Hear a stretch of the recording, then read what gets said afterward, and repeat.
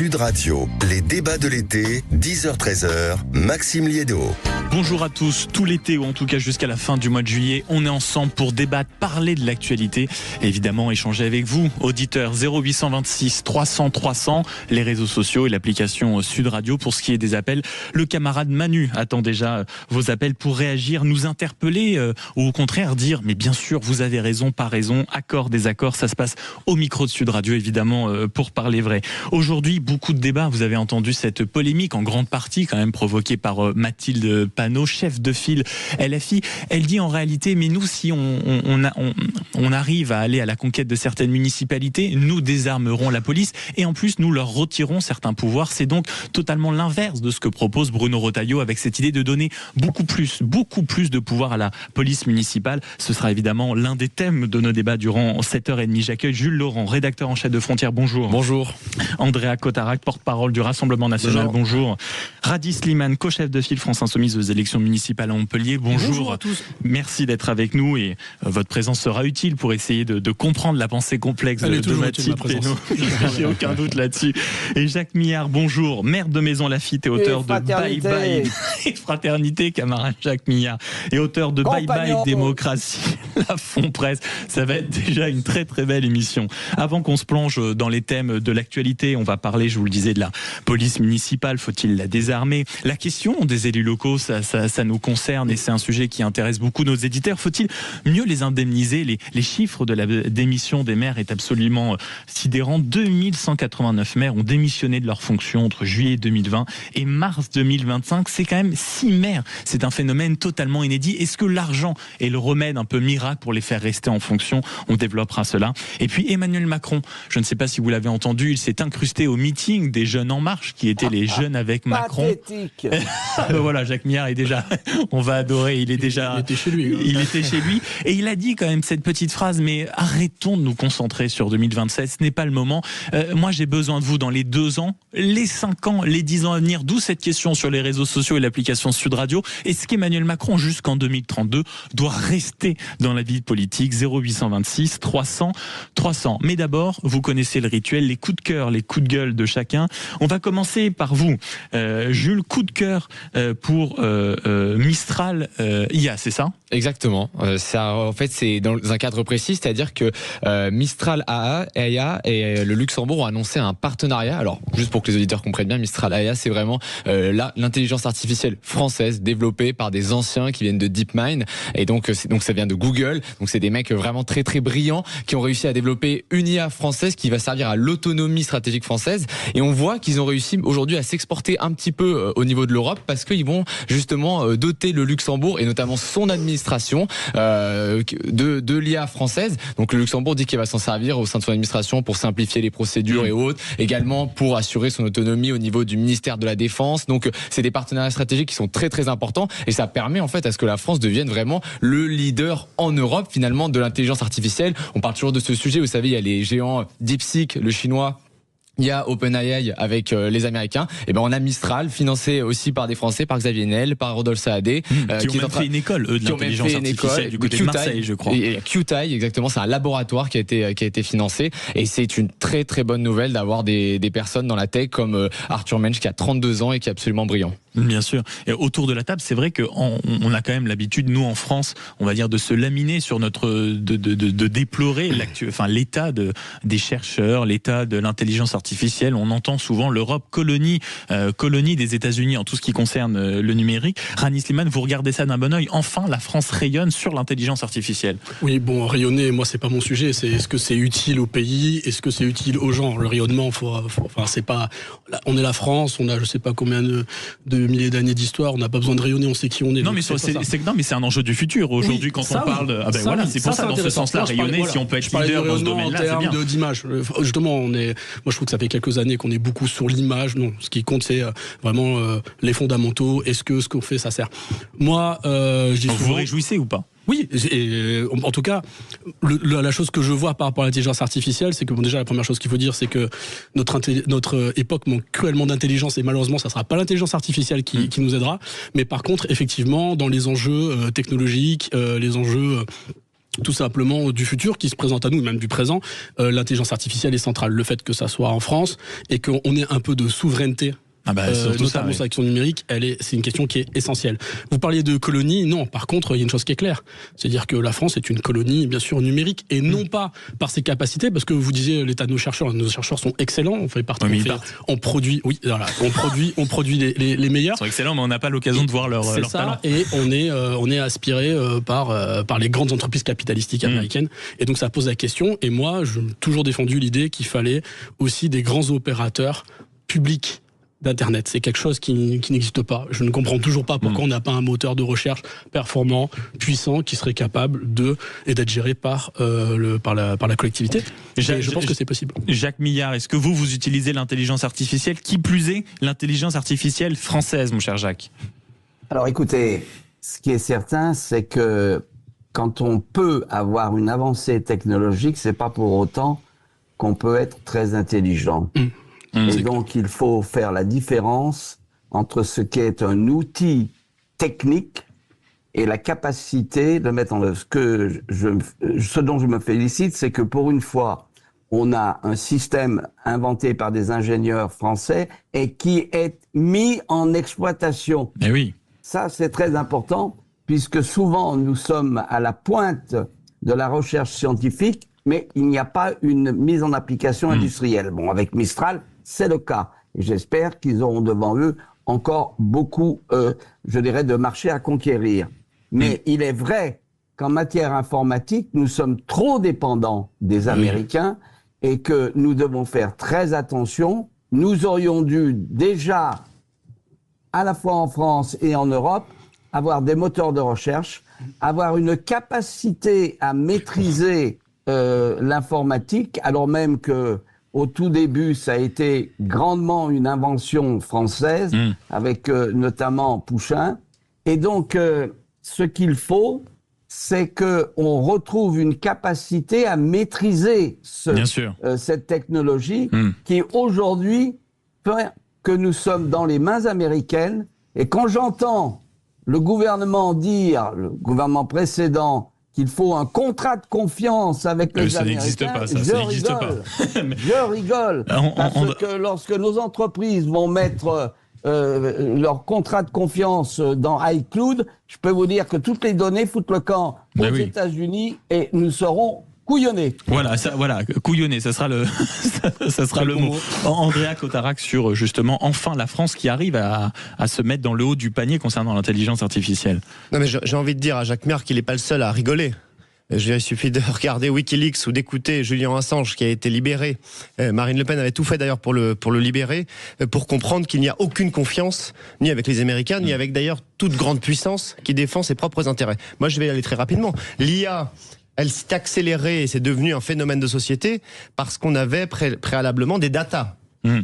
Première question en matière de souveraineté, 3000 sources françaises sont contrôlées par les Américains dans notre pays, de data. C'est-à-dire que la base, les briques de la construction de l'intelligence artificielle sont déjà contrôlées par les États-Unis d'Amérique. Mais il faut progresser. Moi, je suis tout à fait d'accord avec ce qui a été dit sur, on va dire, l'espoir français. Et deuxièmement, c'est un outil. Donc, reste à savoir ce qu'on en fait, reste à savoir ce que les politiques publiques entendent faire avec cet outil. Et le troisième point dont vous n'avez pas parlé, c'est l'éducation.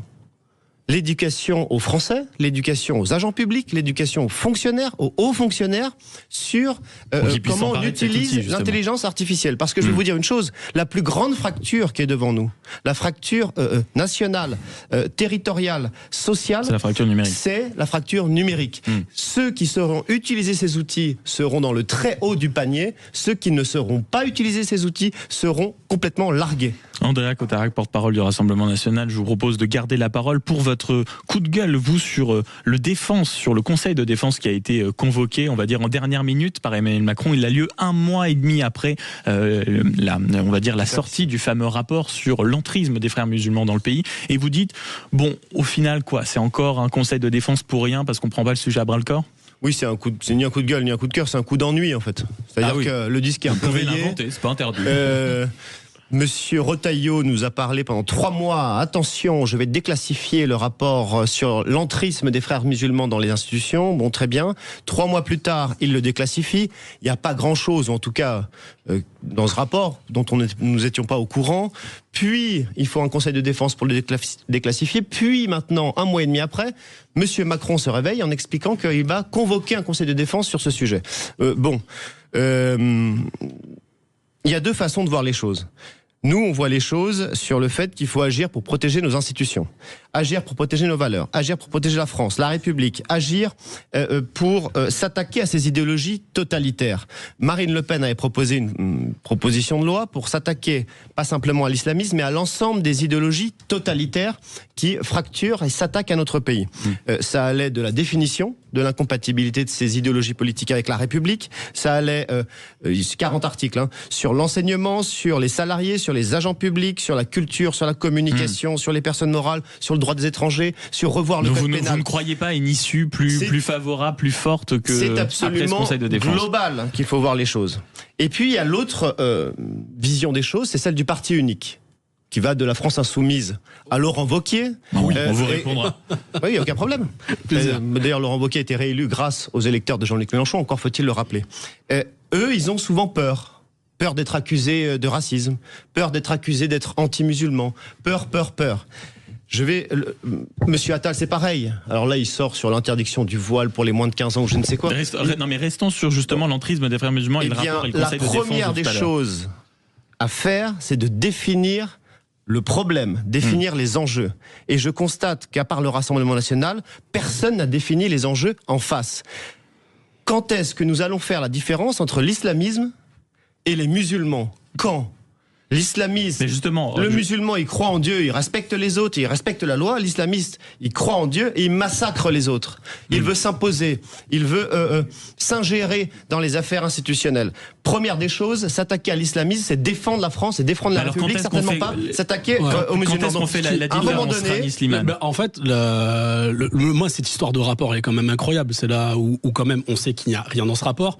Monsieur Retailleau a juste une envie de placement politique pour aller mordre sur l'électorat du Front National, ce qui me fait, moi, voir de l'autre côté un parti unique qui va de Marine Le Pen jusqu'à Monsieur Attal, où on exhibe à longueur de journée. Vous êtes tous très souples ce matin-là. Oui. On n'a pas fait d'alliance aux législatives. Et la chose... Moi, c'est la réalité. Vous, c'est une théorie. La chose qui est importante, c'est que, en fait, il y a la question des... de tout ce qui attaque notre pays dans ses fondements au niveau de l'idéologie qui doit être combattu. Et sur ça, il n'y a pas de problème. Le seul problème qu'on a, c'est qu'on a des gens qui instrumentalisent certaines menaces, qui font un grand étirage pour englober un maximum de personnes, pour ne pas parler des vrais problèmes. Et les vrais problèmes, c'est que notre société, elle a plus de but, elle a plus d'utopie, on ne sait pas où on va. Et bien en tout cas, c'est un débat qui va forcément se poursuivre dans un instant sur Sud Radio. Les grands débats d'été reviennent et puis on évoquera, bien sûr, vous venez d'entendre le Conseil de défense réuni par surprise par Emmanuel Macron pour poser la question de l'entrisme des frères musulmans dans la société. Il y a aussi cette question qu'on vous pose sur les réseaux sociaux, sur l'application Sud Radio. Faut-il désarmer la police municipale ou au contraire faire comme Mathilde Panot, à savoir, hop là, on enlève les caméras de surveillance, on désarme la police municipale parce que peut-être vivons-nous dans un pays de bisounours? C'est ça la vraie question. Vous êtes sur Sud Radio, il est 11h, à tout de suite. La question. Sud Radio. Sud Radio. Parlons vrai. Parlons vrai. Sud Radio. Parlons vrai. Sud Radio, les débats de l'été, 10h-13h, Maxime Liédo. 1 heure de débat pour justement aussi vous confronter à nos 0826 300 exprimer vos accords, vos désaccords avec ceux qui nous accompagnent aujourd'hui. Jules Laurent, rédacteur en chef de Frontières, Andrea Cotarac, porte-parole du Rassemblement National, Radi Slimane, co-chef de file France Insoumise aux élections municipales de Montpellier et Jacques Millard, maire de Maisons-Laffitte et auteur de Bye Bye Démocratie aux éditions La Fond Presse. C'est vrai que là on était en train de se dire, bon finalement l'entrisme, les frères musulmans, parce qu'Emmanuel Macron, président de la République, a convoqué un peu à la surprise générale un nouveau conseil de défense 1 mois et demi après justement la publication ou du moins la déclassification de ce rapport. Il y en a un qui dit entre Andrea Cotarac et Rani Slimane, oui enfin bon en fait ce rapport n'a rien montré du tout, on s'en fiche, il y a d'autres préoccupations, et l'autre qui dit justement en fait ce rapport il nous a rien appris parce qu'on savait déjà tout, l'entrisme des frères musulmans est au maximum. Où est le point de vérité peut-être, Jules Laurent? Je pense que ce rapport il a un défaut faux. Le problème, c'est de se concentrer sur la question des frères musulmans. C'est-à-dire qu'on devrait plutôt se concentrer sur la question de l'islamisme en général, qui est absolument protéiforme. Il va du salafisme jusqu'au frérisme, pardon. Et dès lors, en fait, dès lors qu'on se concentre sur cette question des frères musulmans, on est là en train de se dire est-ce que lui il est frère musulman, est-ce que lui il l'est pas et autres. Et en fait, finalement, c'est quelque chose qui est très difficile à savoir. C'est une confrérie du secret et autres. Donc certains sont assermentés, certains ne le sont pas. On est dans des choses d'ailleurs qui sont très théorique, théologique, compliqué, alors qu'en fait il y a un pragmatisme à lutter contre l'islamisme. Il y a des choses qui sont simples sur la question du voile, sur la question de dispositions à prendre concrètes, qui feraient vraiment reculer l'islamisme sans aller directement en fait au rapport de force sur qui est frère musulman et qui ne l'est pas. Donc je pense qu'en fait à travers ce conseil de défense, Emmanuel Macron il sait très bien où il va. Il sait que en fait il n'en débouchera rien, que derrière il y aura pas. Il y a un mois et demi à la base, ça s'était quand même réglé sur on va dire engueulade avec Bruno Retailleau en disant j'ai détesté le fait que vous publiez ce rapport dans un mois et demi, donc visiblement maintenant, moi je veux des solutions concrètes. Vous n'y croyez pas, même Rani Slimane, vous n'y croyez pas non plus à ce que des solutions concrètes contre quoi en fait? Contre quoi? Contre l'entrisme, on le voit. Attendez, le rapport. En fait, je vais répondre à ma propre question. Ah oui, c'est pour ça. Prévenez-moi dans ce cas-là. Non, en fait, contre quoi on lutte? C'est quoi? C'est une question de terrorisme? C'est une question de terrorisme. Il y a pas mal de choses à faire sur la question des armes, sur la question des réseaux, sur la question de la surveillance et de notre outil de police judiciaire qui a été complètement démonté par Monsieur Darmanin. Ça, c'est des vraies questions. On lutte contre quoi? Contre de l'influence. Vous parliez de lutter contre le voile. Comment ça, lutter contre le voile? Moi, ce que je sais, c'est qu'on a une loi de 1905, c'est une loi d'airain. Elle est équilibrée. Moi, je la considère comme parfaite. Il y a les endroits où il y en a. Il y a des signes extérieurs de rigidité, pas que le voile d'ailleurs, et des signes et des endroits où il y en a pas, et des endroits où il y en a. Donc c'est un faux débat pour vous? Bah évidemment que c'est un faux débat. Moi, je sais que quand les gens que je croise dans la rue, les problèmes qu'ils ont, ils me disent pas, c'est le fait que les mères de famille accompagnent les enfants à l'école. Comme on a eu des débats sur ça quand même. On a eu des débats sur le fait qu'il y a des mamans des mamans voilées qui participent. Des auxiliaires pédagogiques dans une sortie scolaire. Il y avait aussi les mamans. Des auxiliaires pédagogiques, non. On appelle ça des parents accompagnants. C'est la réalité. Et quand les professeurs, dans le cadre d'une sortie scolaire éducative. Et quand les professeurs, ils sont pas en vacances, hein. Quand les professeurs font appel à des gens, ils font appel à non pas des auxiliaires, mais à des parents d'élèves. Donc moi, je veux bien qu'on explique. Là, vous confondez tout. Non, ce ne sont pas des fonctionnaires. Mais d'accord, mais je vais répondre. Oui, bien sûr, vous allez répondre. Mais ce ne sont pas des fonctionnaires. Donc en fait, la loi 1905, elle s'applique aux gens qui, tout simplement, sont et après, on ira voir notre sagesse. En vrai, donc la question pour revenir si je peux répondre parce que non, mais juste pour revenir sur la question le juge de paix Jacques Millard fait l'arbitre entre vous deux et mais je vous trouve quand même vous crachez un peu trop dans la soupe, hein, parce que ce rapport et je l'ai lu en détail. Alors il y a une différence entre les FM et le salafisme. Ça, c'est douteux parce qu'en réalité, on aboutit au même résultat. Mais non. Personnellement, ça fait depuis 1995 que j'étudie la montée en puissance de l'islamisme. Qu'est-ce que je constate? C'est que les frères musulmans ont été interdits dans tous les pays arabes, sans exception. Donc c'est quand même... Et que nous, c'est vrai que c'est une idéologie, et pour interdire, donc il y a quand même chez nous une montée en puissance de ces gens-là.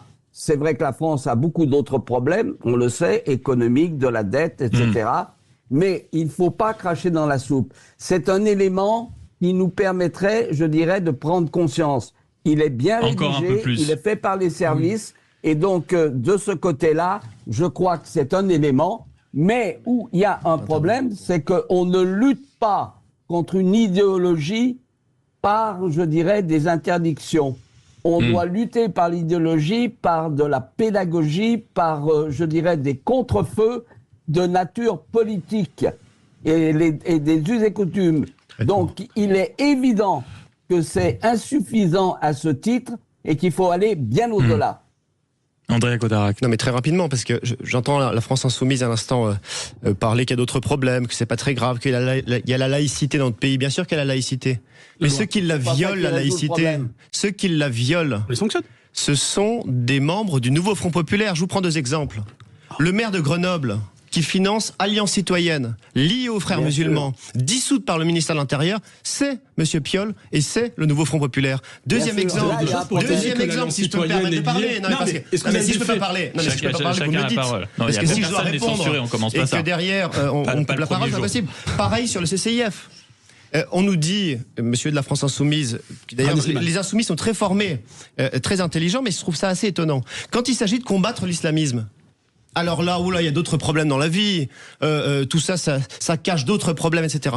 Par contre, ce que vous avez fait avec Jean-Luc Mélenchon et l'ensemble des députés de la France Insoumise, c'est-à-dire manifester avec les islamistes du CCIF en novembre 2019, organisation dissoute par le ministère de l'Intérieur. Il y avait pas plus grave. Vous avez manifesté les islamistes, vous avez financé à travers vos collectivités des organisations islamistes dissoutes par le ministère de l'Intérieur. À un moment donné, il faut regarder les choses en face. Est-ce qu'on combat l'islamisme ou pas? Je n'ai toujours pas compris. Oui ou non à la France Insoumise? Oui, moi je Merci. dis. Oui, c'est quoi le problème? Et voilà, tout le monde on a réussi à se mettre d'accord. J'espère qu'on arrivera à se mettre d'accord sur votre coup de gueule, Jacques. Non, mais passons. À prendre, c'est d'expulser les fiches S qui sont dangereuses. Il faut les foutre dehors. Jacques,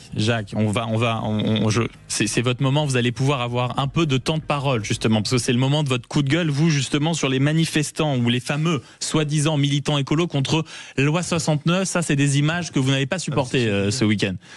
C'est évident. Lorsqu'on voit soi-disant des gens qui veulent défendre l'écologie et qui canardent les forces de l'ordre, qui sont des véritables fascistes, je suis révolté. Je crois que ces gens-là méritent d'être condamnés fermement et il faut les arrêter. Ce n'est pas comme cela qu'on défend l'écologie, c'est pas en tirant sur les forces de l'ordre, ce n'est pas en préparant des coups tels qu'ils l'ont fait récemment avec des mortiers, des boulons, etc., et que l'on canarde les forces de l'ordre. Ces gens-là sont des fascistes. Et je m'étonne qu'il n'y ait pas plus de condamnation contre ces gens-là qui créent, qui utilisent, tel on avait ça jadis au moment du fascisme, c'est véritablement des gens qui sont contre non seulement la démocratie, mais contre, l'ordre républicain. Bon, vous tapez d'un coup de poing sévère sur la table, Jacques Millard, fascisme. J'espère bien, non oui, mais c'est là que je vous reconnais. Vous m'aviez manqué, Jacques, c'est pour ça. Rani Slimane vous répond.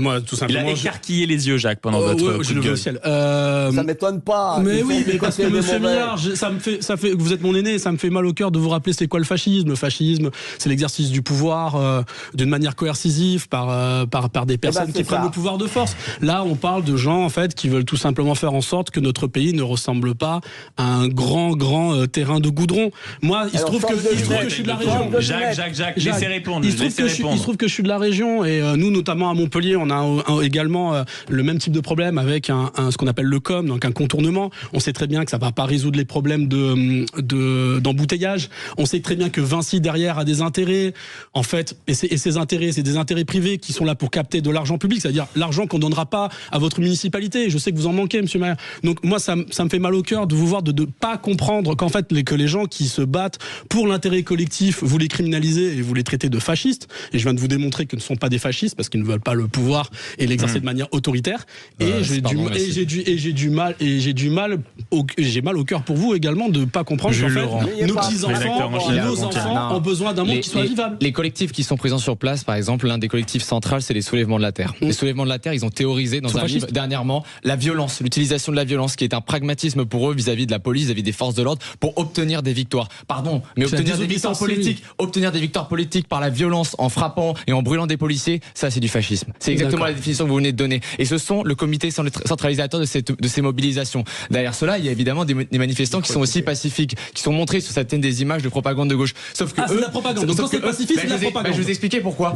Je vais expliquer pourquoi. Parce qu'en fait, ce sont les mêmes qui viennent cacher, qui viennent justement abriter tous les casseurs et tous ceux qui ont lancé des cocktails Molotov sur la police. En fait, ce sont les mêmes, c'est un groupe commun qui accepte la violence. Il y en a certains qui l'utilisent, d'autres qui l'acceptent et qui cachent ceux qui utilisent la violence. Les violences, c'est de la désobéissance civile, c'est théorisé. Non. Je sais, un cocktail Molotov sur un policier, c'est pas la désobéissance. Doucement. Je pense que vous n'avez pas besoin de crier pour que jeter un cocktail Molotov sur un fourgon de police, c'est pas la désobéissance civile. La désobéissance civile, c'est d'être en capacité d'aller sur un terrain là où on veut créer quelque chose. Ils ont pas jeté des cocktails Molotov sur la police, c'est seulement la terre. C'est d'aller. Mais ça vous gêne peut-être, je vais pas répondre. Ah non, les soulèvements de la terre. Vous êtes sûr de ce que vous dites, que c'est les soulèvements de la terre qui ont jeté un cocktail? Franchement, moi je serais vous, je me méfierais d'un procès en diffamation. Bah non, je m'en méfie absolument pas. Vous Je peux le devriez. dire, je peux le maintenir. Et c'est d'ailleurs eux-mêmes qui l'ont théorisé, c'est eux qui le revendiquent. Si vous écoutez la violence que je donne dis des choses. Je suis un juge de paix. Non, pas. Alors, Andrea Cotarac, juge Alors de tout le monde paix. est juge de paix, sauf moi. Non, justement, vous l'êtes et personne d'autre. Je vous fais un privilège chacun, de temps en temps. Moi, ça me ferait mal au cœur de l'être. Moi, j'aime pas être juge de paix. 11h17, dans quelques instants sur Sud Radio, la question qu'on vous a posée sur l'application et sur les réseaux sociaux, à savoir, faut-il peut-être mieux indemniser les élus locaux? Peut-être qu'on arrivera à avoir un peu plus de calme et de sérénité autour de la table. Mesdames, messieurs, je vous rappelle que nous sommes censés être en vacances, s'il vous plaît. C'est synonyme de délicatesse, de repos, de tranquillité, donc on va essayer de l'instaurer un peu dans ce studio. 11h17, et vous êtes sur Sud Radio. À tout de suite. Sud Radio. Sud Radio. Parlons vrai. Parlons vrai. Sud Radio. Parlons vrai. De l'été, 10h-13h, Maxime Liédo. On ne vous lâche pas, et je peux vous dire à Paris, si on n'est pas du tout à un niveau caniculaire dehors, l'ambiance dans le studio est vraiment brûlante avec nos invités. Jules Laurent, rédacteur en chef de Frontières, Andrea Cotarac, porte-parole du Rassemblement National, Jacques Millard, maire de Maison-Lafitte et auteur de Bye Bye Démocratie, et Rani Slimane, qui est co-chef de file France Insoumise aux élections municipales à Montpellier. Vous voulez nous interpeller, participer à la discussion 0826 300 300. Il y a un coup de gueule, Rani, votre dernier, et vous nous avez dit: je vais faire court. On aura place ensuite au vrai débat, à la question notamment qu'on vous pose sur l'application et sur les réseaux sociaux de Sud Radio, à savoir, est-ce qu'il faut ou pas mieux armer, désarmer la police? C'est en tout cas la suggestion de Mathilde Panot. Et puis Emmanuel Macron, je ne sais pas si vous avez entendu la petite musique que le président de la République a laissé filer ce week-end en disant: mais 2027 c'est bien, mais les jeunes en marche là, tous ceux qui me soutiennent, c'est pas... je vais avoir besoin de vous dans 2 ans, dans 5 ans, dans 10 ans. D'où cette question. Faut-il que le président de la République actuelle reste dans la vie politique? On attend votre coup de fil 0826 300 300. Le camarade Manu est déjà au standard, prêt à vous accueillir. Mais votre coup de gueule, mon cher Rani, c'est le plus grand détournement d'argent de l'histoire de France qui, selon vous, est toujours en cours. Évidemment. Moi, j'adore les films de casse et de gangsters, mais simplement les films, pas plus. Et là, ce que je vois, c'est que, en fait, chaque année, il y a entre 150 et 250 milliards. On ne sait pas trop parce que c'est opaque. Et sur cette somme que je viens de vous annoncer, 80% est capté par quelques-uns. C'est quoi? Ce casse qui a lieu et qui est encore en lieu et qui a été mise en place par François Hollande. C'est l'aide aux entreprises. Alors, quand je parle des aides aux entreprises, on va se mettre d'accord direct. Je vous parle pas de la TPE et je vous parle pas de votre artisan. Je vous parle de Sanofi, je vous parle de Total, je vous parle des trucs comme ça. Sujet sur lequel il y a eu d'abord une commission d'enquête.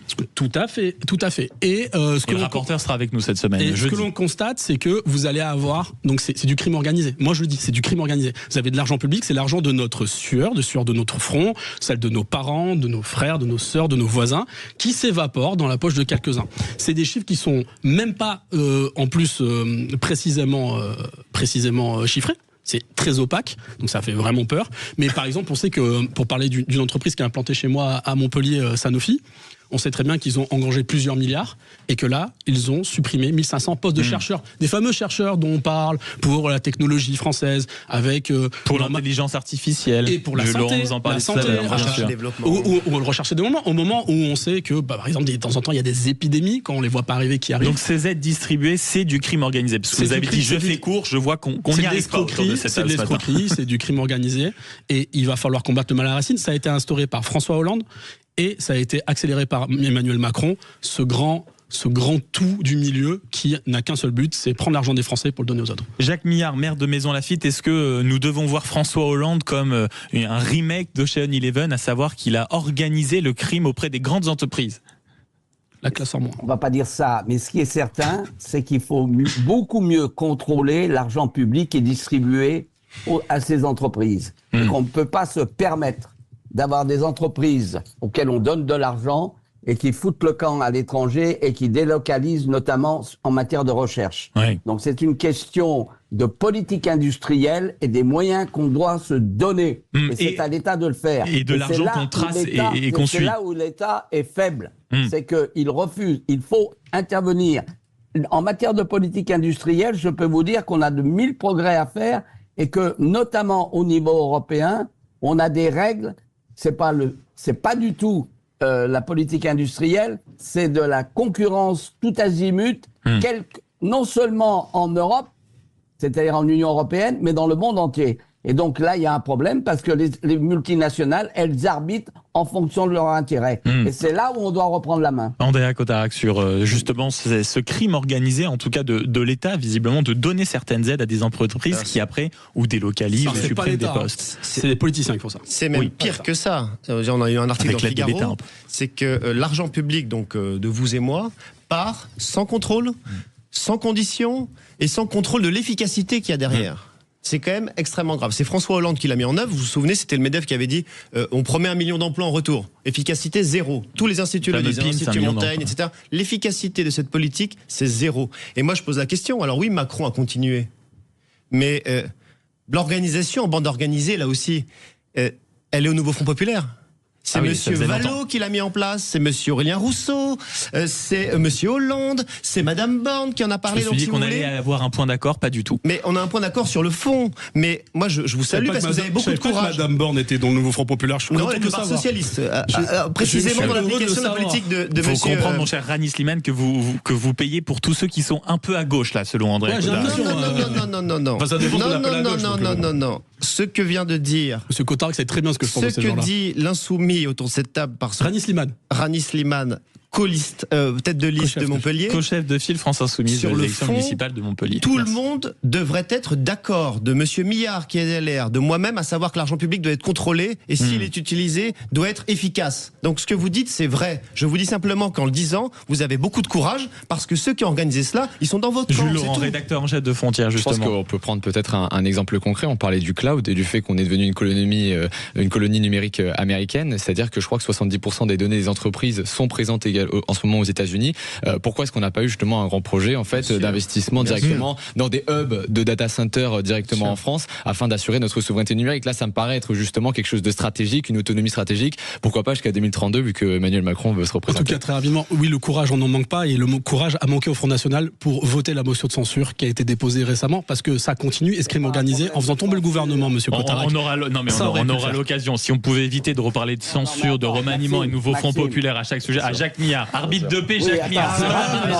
Amen. Ce que vous devez savoir et que vous semblez ignorer, c'est qu'en réalité, dans les traités européens, la concurrence est mondiale et que non seulement c'est mondial et que l'Union européenne a acté, sous pression des Américains, que l'arbitrage se fait au niveau mondial et donc on a perdu la main là-dessus et donc les multinationales en profitent, point barre.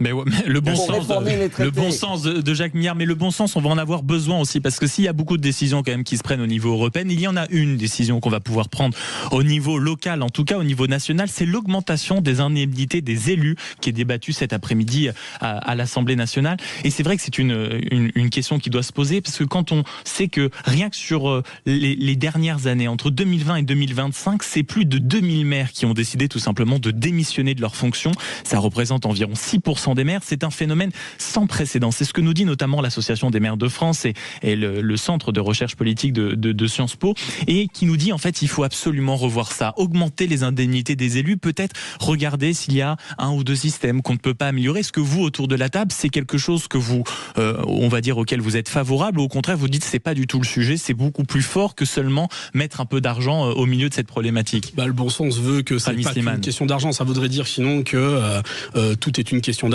et pour nos élus locaux, même si c'est quelque chose qui c'est un véritable sujet, on peut pas résumer le problème démocratique de notre pays à travers la question de l'indemnité. Cependant, il y a déjà des petites choses qui sont possibles de faire.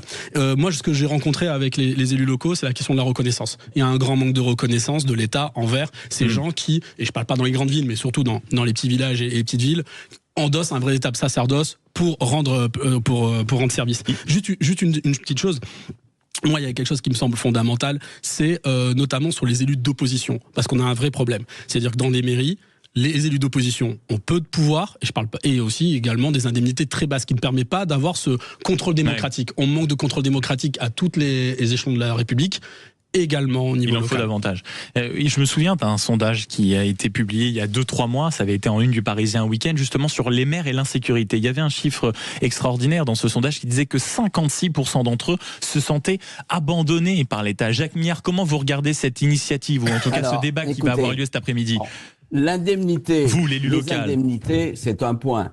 Mais en réalité, au fil des années, ce qui a été fait par les politiques, tous bords confondus, c'est qu'on a abandonné le pouvoir à la technocratie qui gouverne. C'est l'État profond. Et donc, les collectivités sont pieds et mains liés par cette technocratie. Et donc, ce dont les maires se plaignent véritablement, c'est qu'ils ont perdu le pouvoir. C'est qu'ils ne peuvent plus faire une chose. Si vous voulez modifier les règles d'urbanisme, vous avez un porté à connaissance de l'État, et je peux vous dire, c'est une kyrielle de diktat. C'est ça le problème. Andrea Cotarac, justement sur ça, sur le myriel de diktat. La démocratie n'existe plus. Le fameux article 72 de jadis, où les collectivités s'administrent librement, c'est du pipeau. Du pipeau. Andrea Cotarac sur ce sujet. Je partage, mais simplement sur les indemnités des élus, parce que c'est souvent généralisé, les élus. La réalité, c'est qu'on a différents élus. Et quand on voit que le député européen gagne, je sais pas, 12 000 euros par mois, et que la France rajoute 10 milliards d'euros dans la contribution au budget de l'Union européenne, on peut se poser des questions. Quand dans le même temps, on a des maires de petites communes qui travaillent tous les jours, jour et nuit, et qui ont peur de se faire payer pour eux-mêmes, pour ne pas grever le budget de leur commune. Donc la réalité, c'est pas les indemnités des élus, c'est une certaine justice entre ceux qui sont en première ligne et les autres. Jules Laurent, le mot de la fin en tout cas sur ces coups de cœur, coups de gueule. Ce qui est sûr, c'est qu'il faut rajouter aussi toute la complexité, c'est-à-dire dans une petite commune, monter une liste paritaire, vous savez, non mais ça c'est le délire total justement de l'inclusivité. Ça vient d'où ? Ça vient de la gauche. On recommence. Non mais voilà, c'est le genre de choses. C'est la place des femmes dans la démocratie. De la gauche, on en est très Jules Laurent. Mais c'est parce que vous sentez aussi des femmes pour mettre des femmes. Il y a des femmes qui sont très talentueuses et qui n'ont pas besoin d'être. Si on pouvait éviter d'ouvrir le débat, la parité politique, demain, si vous voulez. Et ce qui est sûr, c'est qu'il y a un appel des maires aussi, en fait, à avoir un peu plus de pouvoir, de responsabilité. Et je pense que oui, effectivement, monter leurs indemnités dans ce cadre-là, et aussi éviter les dépenses inutiles dans les municipalités. Il y a des agents municipaux qui sont payés à rien faire. Mais ben voilà, ça sera le mot de la fin. Dans un instant, la question, Emmanuel Macron doit-il rester dans la vie publique jusqu'en 2032 ? C'est en tout cas la petite musique qu'il a commencé à distiller ce week-end. Beaucoup de gens le souhaitent. Peut-être aussi qu'il y a beaucoup de gens qui ne le souhaitent pas. On se retrouve dans quelques minutes. Vous êtes sur Sud Radio et on vous accompagne tout l'été. À tout de suite. Sud Radio. Sud Radio. Parlons vrai. Parlons vrai. Sud Radio. Parlons vrai. Sud Radio, les débats de l'été, 10h-13h, Maxime Liédo. Encore une demi-heure pour ferrailler sur l'actualité du jour et cette question qu'on vous pose sur nos réseaux sociaux, évidemment l'application Sud Radio également. Souhaitez-vous qu'Emmanuel Macron reste dans la vie politique jusqu'en 2032 ? Parce que oui, le président de la République a glissé cette petite idée alors que les jeunes avec Emmanuel Macron sont devenus les jeunes en marche. On n'est pas non plus sur une transgression totale. Le chef de l'État a fait une petite apparition surprise en disant mais 2027 c'est pas l'objectif. L'objectif c'est dans 2 ans, dans 3 ans, dans 5 ans, dans 10 ans. Bref, j'ai besoin que vous soyez avec nous et auditeurs de Sud Radio, j'ai besoin que vous soyez avec nous dans le studio pour débattre en notre compagnie. Je rappelle que nous sommes toujours en compagnie de Jules Laurent, rédacteur en chef de Frontières, Andrea Cotarac, porte-parole du RN, Rani Slimane, co-chef de file France Insoumise aux élections municipales à Montpellier et Jacques Millard, maire de Maisons-Laffitte et auteur de Bye Bye Démocratie. Comment vous avez observé on va dire ce petit teasing du président de la République, je vous le dis immédiatement, que ce soit sur les réseaux ou sur l'application, à la question souhaitez-vous qu'Emmanuel Macron reste dans la vie publique ? Étonnamment, le non l'emporte, mais alors très très très largement. Autour de la table, on était déjà en train d'en discuter avant, on va dire que les micros s'ouvrent. C'est destructeur pour son camp, vous disiez, Rani Slimane, c'est ça ? Moi, je pense que ce qui s'est passé, c'est un acte politique. C'est un moment politique, pas un acte, mais un moment politique fort. Ça acte la fin de l'escroquerie qu'a été ce qu'on appelle le macronisme. Ce truc où on nous explique qu'il n'y a pas de gauche, il n'y a pas de droite, on va essayer de faire converger toutes les énergies et tous les mots valises dont ils ont été les plus grands pourvoyeurs depuis les 7 dernières années. C'est la fin d'un moment, c'est la fin d'un camp politique, c'est la fin d'une mascarade.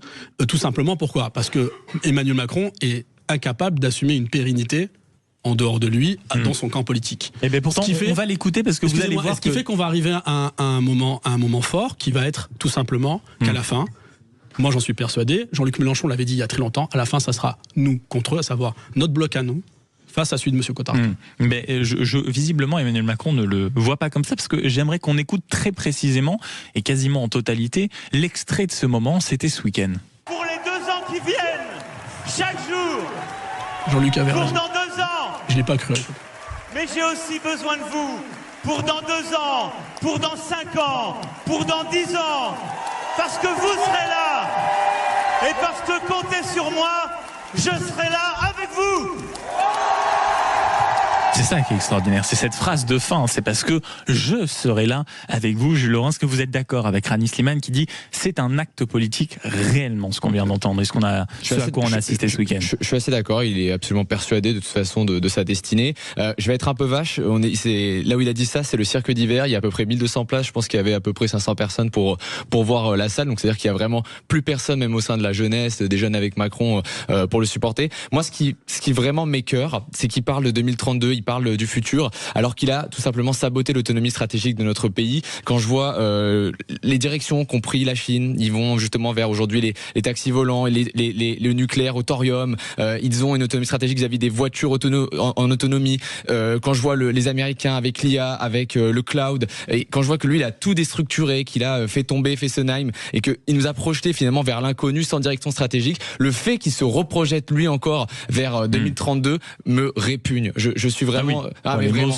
Mais bien sûr en fait, parce que quand il voit devant lui qu'il n'y a plus personne finalement dans son camp, qu'il a devant lui également son ancien Premier ministre à qui il veut barrer la route finalement parce qu'il lui dit Gabriel Attal, c'est aussi comme ça que les journalistes politiques l'ont analysé, parce que Gabriel Attal avait promis de montrer un chemin aux Français pour 2027. Et il lui dit finalement il n'y a pas de chemin pour 2027, il lui dit le chemin ce sera moi dans 5 ans ou dans 10 ans. Donc finalement il barre la route à son propre camp. Pourquoi? Pour tenter finalement d'avoir soit la droite soit la gauche, pour dire que finalement la droite ou la gauche n'ont pas marché et qu'il faut de nouveau une solution centrale et un bloc central qui veut maintenir pour 2032. 0826 300 300, vous aussi vous voulez réagir, vous voulez nous donner votre avis sur l'attitude qu'a eu le président de la République ce week-end en misant sur en réalité les 10 années à venir, en l'assurant. Je serai là, Andréa Cotarac, j'imagine que vous lui dites Afouera, on ne veut plus que tu sois là. La réalité, moi, ce qui m'étonne surtout, c'est pas ce que dit Emmanuel Macron, je veux être là en 2032. Ce qui m'étonne, ce sont les applaudissements. Et vous avez bien fait de le préciser, c'est qu'il y avait très peu d'applaudissements, que ce sont les jeunes avec Macron qui applaudissent, mais que quand on est les jeunes en marche, enfin les jeunes, je ne sais quoi, enfin bon, les jeunes jusqu'en 2032 peut-être. Bon. Mais la réalité, c'est que Monsieur Macron a dirigé le pays, en tout cas l'aura dirigé pendant plus de 10 ans, puisqu'il était aussi précédemment à Bercy, et qu'il est temps de faire un bilan avant d'enjamber je ne sais quoi et de parler de 2032. Monsieur Macron, c'est le président qui nous disait qu'en 2017, il ferait 60 milliards d'économies par an. Il en a rajouté 1000 dans la dette de notre pays. C'est celui qui a accentué la fracture territoriale, qui a pénalisé le monde rural, qui s'est appauvri, c'est pas moi qui le dis, c'est l'INSEE.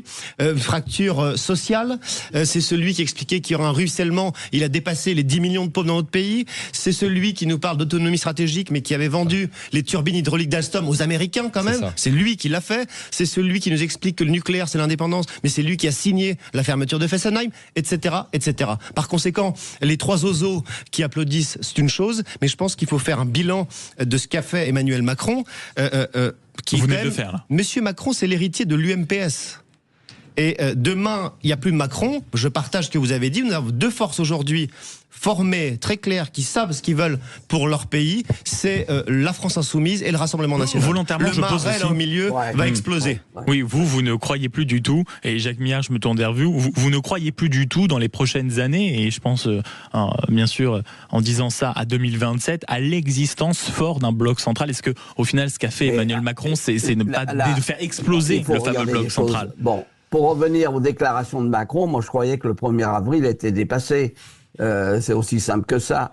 Et on s'étonne, on entend dire, c'est des jeunes, je savais même pas qu'il y en avait encore, des jeunes macronistes.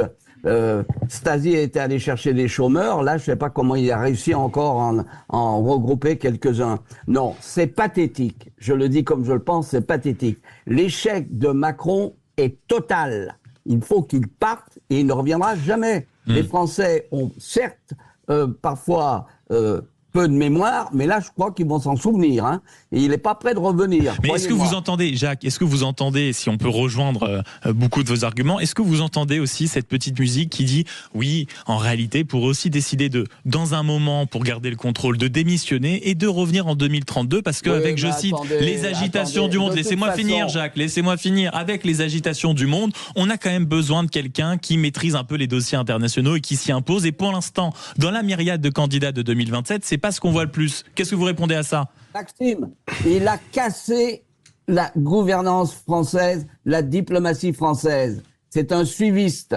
Et donc, il a cassé l'instrument diplomatique. Il est soumis partout, notamment aux Américains ou ensuite à Bruxelles. Et donc, il n'a rien compris comment fonctionne le monde. C'est malheureux, mais c'est comme ça. Et autour de la table, comment vous regardez justement ceux qui disent, mais avec l'agitation du monde, qu'on le veuille ou qu'on ne le veuille pas, je dis pas les conséquences, mais en tout cas, quand il met les mains dans le cambouis des dossiers internationaux, il y arrive, et Frédéric Dabi, qui est souvent sur cette antenne, le précise. De plus en plus, les sujets internationaux pèsent. Donc, est-ce que Emmanuel Macron ne pourrait pas bénéficier d'une certaine image favorable, pro-européenne, internationale? Il y a une chose que Emmanuel Macron a liquidé de la manière, à part nos droits sociaux, c'est bien, comme le disait Jacques Barrière, la diplomatie française. On est la risée du monde, on n'a plus aucun poids politique, on n'a aucun levier. Le premier chef d'État à aller voir Donald Trump, c'est Emmanuel Macron. La relation, aucun résultat sur le conflit au Proche-Orient. On a changé 8 fois de position. 8 fois de position, on est inaudible. Nos partenaires, tous les pays avec qui on a beaucoup de liens, des liens qui se sont faits dans l'horreur de la colonisation, mais qu'on aurait pu transformer en quelque chose de mieux, on n'y arrive pas, on est chassé de toute l'Afrique. C'est quand même assez incroyable. C'est quand même assez incroyable qu'un président ait autant liquidé l'héritage de la France. Et le symptôme en est, il s'est tellement raté à l'international qu'il y en a un qui veut faire campagne dessus, c'est Dominique de Villepin. Vous savez, il essaie justement d'avoir cette posture en disant le président doit prendre les affaires internationales à bras-le-corps. Moi, je vais donner un cap clair. Bon, là, évidemment, je suis en désaccord total avec le cap qu'il veut donner, mais on voit qu'il essaie justement d'aller sur les failles d'Emmanuel Macron, qui sont les failles de l'international. La France n'est plus écoutée. Andrea Codarac, le mot de la fin sur ce sujet d'Emmanuel Macron qui visiblement se voit encore. Alors 2 fois plus court les deux. Non, mais très rapidement, je crois qu'au contraire, l'international, c'est aussi un sujet où Emmanuel Macron a fait reculer la France. La France a reculé partout. Il a réformé et détruit le corps diplomatique. Et c'est lui qui a fermé le plus grand nombre d'ambassades et d'antennes françaises dans le monde. C'est celui qui a abandonné même la vision française depuis presque 1000 ans d'aider les chrétiens d'Orient, par exemple, au Liban, en Syrie. Et parallèlement, il fait même pire, c'est qu'il accueille Al-Jolani, qui est quand même un gars d'Al-Qaïda, pour les 10 ans des attentats du Bataclan, pour les 10 ans de Charlie Hebdo. Il accueille ce terroriste se balader à la Tour Eiffel. Donc je pense qu'il a ce talent, Emmanuel Macron, c'est même d'avoir réussi à se mettre à dos des pays qui ne s'entendent pas. Il s'est mis à dos le Maroc, il s'est mis à dos l'Algérie, il s'est mis à dos aussi... Le Maroc, ça va un peu mieux apparemment. Ça va un peu, bon. La réconciliation, Jacques, le mot de la fin, Jacques. Il a fait reculer la France, Macron. Il y a une formule à avoir. Si le monde est agité, c'est pas en mettant à l'Élysée un agité qu'on va le résoudre. Ah super. Mais c'est la formule de Jacques Millard d'ailleurs. Est-ce que vous l'envisagez comme slogan de campagne, mon cher Jacques, pour 2027? De toute façon, j'ai toujours été contre Macron. J'ai siégé au Parlement, il était à côté de moi. J'ai compris qui il était, c'est-à-dire un nul et un amateur. Bon voilà, allez, ça c'est réglé. 0826 300 300, vous voulez participer à nos conversations, échanger, accord, désaccord. Vous savez que Sud Radio et la radio, on se parle vrai dans un instant. Faut-il mieux armer ou mieux désarmer la police? Deux camps s'affrontent sur les plateaux et sur le terrain politique, mais même au sein, vous allez voir des auditeurs de Sud Radio. Vous êtes bien, en tout cas, sur Sud Radio pour accompagner votre été. On se retrouve dans quelques instants pour la suite des grands débats de l'été. À tout de suite. Sud Radio, c'est vous qui donnez le ton. Sud Radio, les débats de l'été, 10h-13h, Maxime Liédot. Suite aux informations, le point sur le Tour de France avec vous, Joseph Ries, bonjour. Bonjour Maxime, bonjour à tous. Tous les jours, vous allez venir nous raconter le Tour de France à travers 3 mots que vous avez choisis. Aujourd'hui, AG2R, vol et sprint. L'AG2R pour commencer. Tout à fait Maxime, AG2R qui va quitter le cyclisme professionnel à la fin de la saison. La marque a annoncé ce lundi la fin de son partenariat avec l'équipe. C'est une page qui se tourne. AG2R est sponsor depuis 1997. Ce fameux maillot bleu et brun qui a coloré les téléviseurs des Français tous les étés. Romain Bardet par exemple, qui a terminé 2 fois sur le podium de la Grande Boucle avec 7 tuniques sur les épaules. Exit AG2R, place à Decathlon. La marque était déjà co-sponsor. Elle va annoncer dans les prochains jours le remplaçant d'AG2R, une petite marque que personne ne connaît. Oui, Maxime, L'Oréal est annoncé. Alors c'est une rumeur qui est insistante pour le moment. Objectif, faire passer le budget de l'équipe de 28 millions par saison à 40 millions et viser enfin une victoire sur le Tour de France. Il faut dire dire que l'équipe tient un joyau dans ses rangs. Il s'appelle Paul Sexas, il est français, il a 18 ans et nous tenons là peut-être un futur vainqueur du Tour de France. Le deuxième mot, Joseph, c'est celui de vol. Je parlais de plusieurs millions de budget pour une équipe de cyclisme professionnel. Alors peut-être pour certains auditeurs ont été surpris par ce montant, mais le cyclisme professionnel, ça coûte cher, ça coûte très cher, et notamment les vélos. Si nous, nos vélos, Maxime, peuvent coûter 100, 200, 300 euros. Pas du tout. J'en ai eu un quand j'étais gosse pour partir en forêt, quoi. Mais en réalité, à Paris, j'ai pas de vélo. J'aime trop la vie pour ça. C'est vrai que c'est un peu dangereux du côté de Paris. Mais en vélo, en tout cas, dans le cyclisme professionnel, ça coûte cher. Et là, en l'occurrence, ça coûte entre 10 000 et 13 000 euros, voire parfois 20 000 euros pour les vélos de contre-la-montre. Ah oui. Alors, quand on s'en fait voler un, c'est une catastrophe. Eh bien, 5 vélos ont été dérobés à Cofidis dans la nuit de samedi à dimanche. Alors forcément, énorme enquête de police pour les retrouver, parce que leur prix c'était 13 000 euros. Oui, et bien, ils viennent d'être retrouvés aujourd'hui. Ils ont été retrouvés dans une forêt. La porte du camion atelier avait été forcée. C'est bon, affaire résolue. Heureux pour eux. Et le dernier mot, Joseph, c'est le mot sprint. Oui, car c'est sûrement de cette manière que l'étape du jour va se terminer. 3e étape ce lundi entre Valenciennes et Dunkerque, 178 km. Les coureurs et la caravane arpenteront la région Nord-Pas-de-Calais d'un bout à l'autre. Et je vais tous les jours vous donner un petit pronostic, Maxime et chers auditeurs. Et on va voir si je suis risqué. Je prends le pari avec vous. On va le tenter. Alors, premier, l'Italien Jonathan Milan. Le Belge Tim Merlier terminera 2e. Et un autre Belge sur la 3e marche du podium, Jasper Philipsen. Merci beaucoup, Joseph, pour le tour du tour d'une certaine manière. Merci à vous. Sud Radio, les débats de l'été, 10h-13h, Maxime Liédo. À l'heure du déjeuner, il est temps de s'intéresser à l'actualité chaude, et c'était passé un peu inaperçu ce matin. Pourtant, c'est très important. C'est un changement dans la façon que l'État national a de déléguer ses missions. C'est François Bayrou qui dit qu'il veut, je cite, réorganiser complètement l'État et penser tout cela différemment. Bonjour Michel Auboin.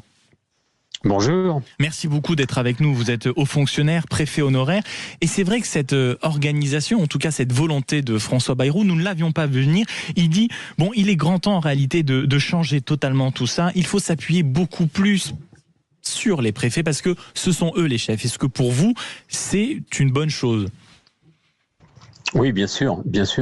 Oui, évidemment, je ne défends pas la corporation des préfets en disant ça. Je dis simplement que il est nécessaire que dans l'administration locale, dans l'administration, dans les régions, dans les départements, nous ayons des décideurs. C'est très important.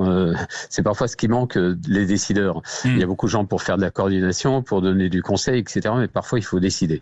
Or, les préfets sont des décideurs naturels. Ils sont formés pour ça.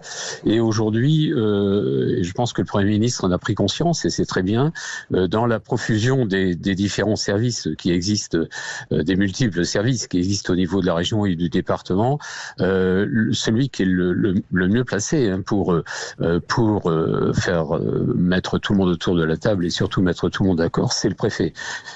Pardon, comme le fait d'ailleurs le Premier ministre avec ses ministres d'une certaine façon, parce que le préfet est le représentant de chacun des ministres, mais il est aussi le représentant du Premier ministre dans le département et la région. Donc oui, c'est une bonne chose. Alors ce qui est un peu amusant d'une certaine façon, c'est, souvenez-vous, il y a encore quelques années, j'étais interrogé pour savoir si le corps préfectoral allait disparaître. C'est ce que j'allais vous dire. Vous vous souvenez ? Voilà. Mais c'est ce que j'allais vous dire. Mais comment vous expliquez justement que tout d'un coup, on a l'impression que c'est un peu comme les diplomates, c'est-à-dire qu'on a supprimé le corps des diplomates. Maintenant que le monde est en ébullition, on se dit mince, on n'aurait peut-être pas dû le faire. Comment vous expliquez qu'au sommet de l'État, on va dire l'air pour les fonctionnaires est totalement tourné? Ah ben pour les préfets, pardon. Oui, mais et c'est la même chose effectivement que pour les diplomates, c'est-à-dire que les politiques qui avaient pensé que les préfets servaient peu et qu'on pouvait les remplacer par des gens qui n'avaient pas eu leur formation, viennent de se rendre compte d'un seul coup, et le Premier ministre tant mieux, et c'est un élu local, ça joue beaucoup évidemment, le ministre de l'Intérieur évidemment aussi, Bruno Retailleau très attentif à ce métier de préfet dont il parle souvent. Et puis, sans doute, tout au sommet de l'État aussi, le président de la République a dû être convaincu aussi qu'en fait, il s'était trompé en voulant mettre fin au corps préfectoral. Donc, c'est tant mieux. Le corps préfectoral n'est pas mort. Les préfets sont toujours là, les sous-préfets aussi.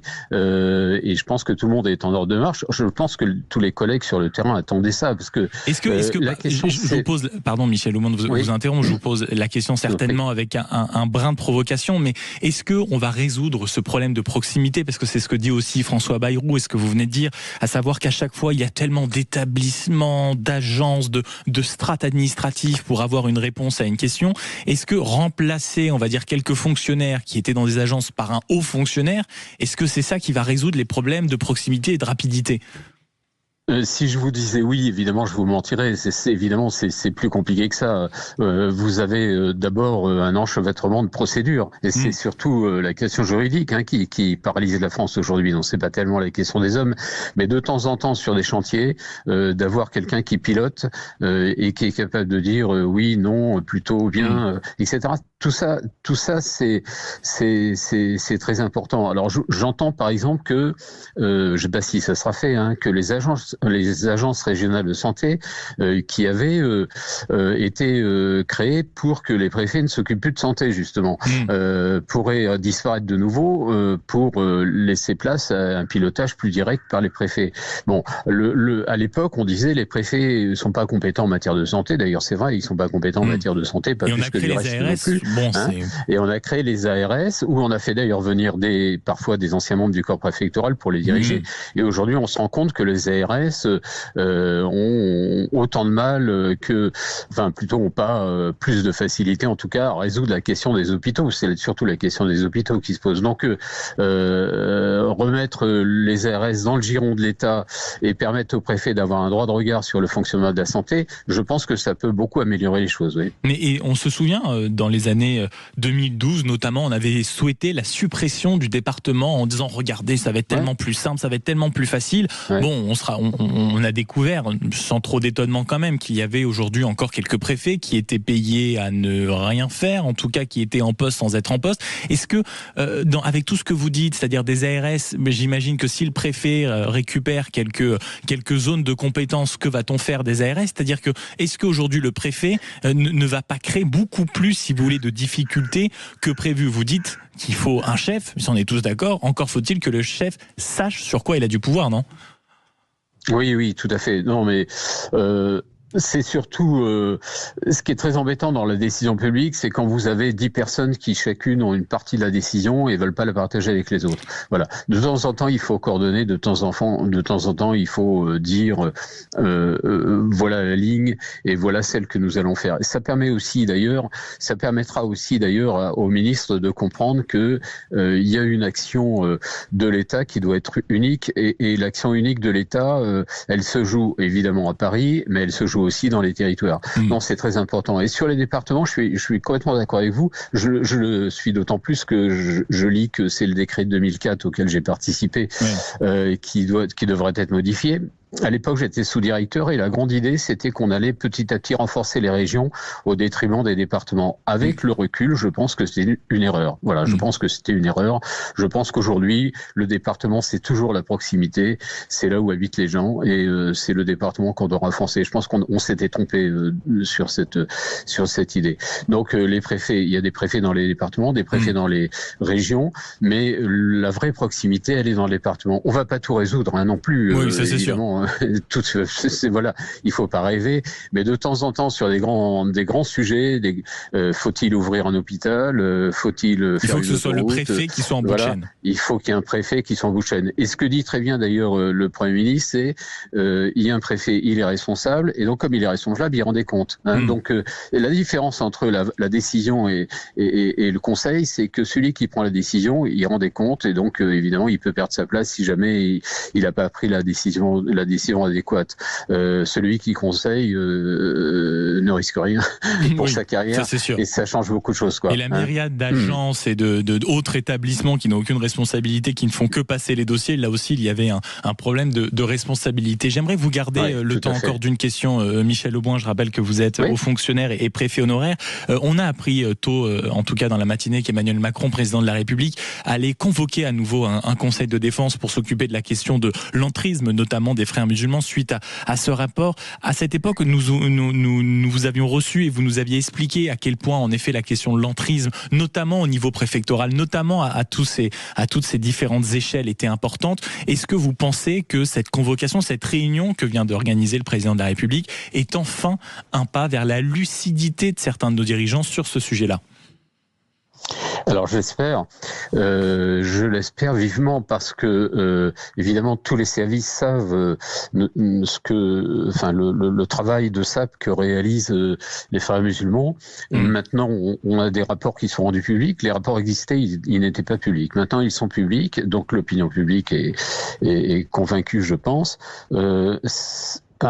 Comment dire, le poids des frères musulmans, puisqu'on parle d'eux dans cette affaire, le poids des frères musulmans dans nos institutions est devenu, et en Europe en particulier, est devenu trop important, et l'État français doit absolument réagir. Donc je crois que si le président affiche cette détermination, sans ça il n'aurait pas convoqué évidemment un conseil de défense, c'est pour prendre des mesures plus efficaces que celles qui ont été prises jusqu'à maintenant. C'est très important.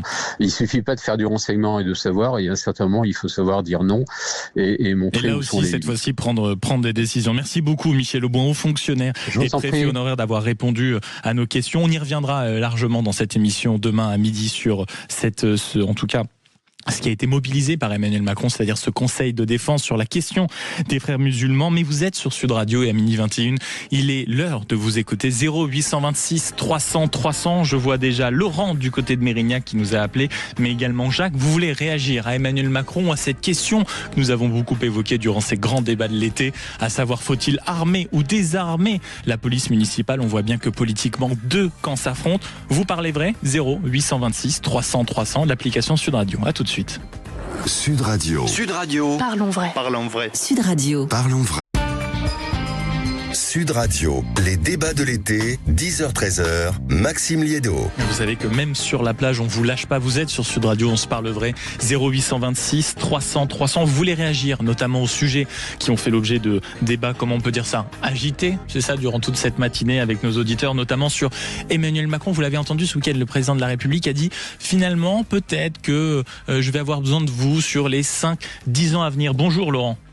Oui, bonjour. Merci beaucoup de nous appeler sur Sud Radio. Vous nous appelez du côté de Mérignac. Rassurez-moi, vous avez quand même un meilleur temps que nous ici.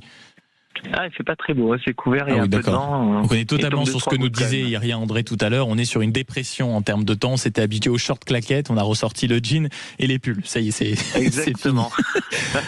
Vous nous dites à propos du président de la République, je pense qu'Emmanuel Macron appelle en réalité à la mobilisation pour avoir toujours le même objectif, lutter contre les extrêmes. Il ne supporterait pas d'être le président qui a servi de marchepied au Rassemblement national. C'est un peu ça que vous nous dites ? Oui, je pense qu'il y a un double enjeu. Et le premier enjeu, c'est le père de la Macronie, il dit je vous laisserai pas tomber. Ça s'entend. Mais il y a aussi devant la montée des extrêmes le fait de dire il faut faire bloc, continuons de faire bloc pour faire face aux extrêmes et que on se retrouve pas dans une situation qu'il ne veut pas d'ici 2 ans ou plus quoi. Même si j'entends certains qui disent que effectivement les extrêmes au pouvoir ça pourrait le servir pour revenir. Je pense que c'est pas son intention. Son intention est quand même meilleure pour la France et je pense qu'il veut faire barrage. Ouais. Mais est-ce que quand vous dites ça, mon cher Laurent, il n'y a pas un sujet qu'Emmanuel Macron a provoqué lui-même et indirectement sans doute la montée des extrêmes dans les débats tout à l'heure? On entendait le fait que Emmanuel Macron, sa réaction et même sa venue était déplacée. En réalité, le monde s'agite. Il y a l'Iran d'un côté, l'Amérique de l'autre, des négociations au niveau de l'Union européenne qui pataugent, et c'est un euphémisme. Est-ce que là, il n'y a pas un vrai sujet avec le président de la République qui est responsable et qui n'arrive pas en réalité à lâcher la rampe. C'est ça. En fait, il va être de partout et prendre part à tout. Je sais pas, je suis pas dans les plans d'Emmanuel Macron, mais peut-être qu'il s'est dit, en parlant aux jeunes, je vais pouvoir pérenniser un peu mon action, et c'est le moment. Je sais pas, mais c'est vrai qu'il y a tellement de choses à faire de partout que est-ce que c'était bien là sa priorité? Mais vous, en tant qu'électeur, Laurent, du côté de Mérignac, est-ce que ça vous inquiète, cette fameuse montée des extrêmes contre lesquels... Oui, vous, ça vous inquiète, ou vous vous dites, pardon, c'est la démocratie, il y a des extrêmes, c'est comme ça? Moi, quand j'entends la dernière sortie de Mathilde Panot, moi je me... Sur le désarmement de la police, oui. Ah ouais, le désarmement de la police et puis la vidéosurveillance. Et moi, je vais lutter de toutes mes forces contre des trucs ahurissants comme ça. C'est hors sol. Et il faut qu'ils viennent vivre un petit peu à nos côtés. On a besoin de sécurité. C'est quoi cette histoire-là? C'est même vous, du côté de Mérignac, c'est ce que vous ressentez, un besoin de sécurité, de toute façon, qu'on s'habitue à avoir, comme on dit, plus de bleu sur le terrain et même plus de vidéosurveillance. C'est comme ça maintenant.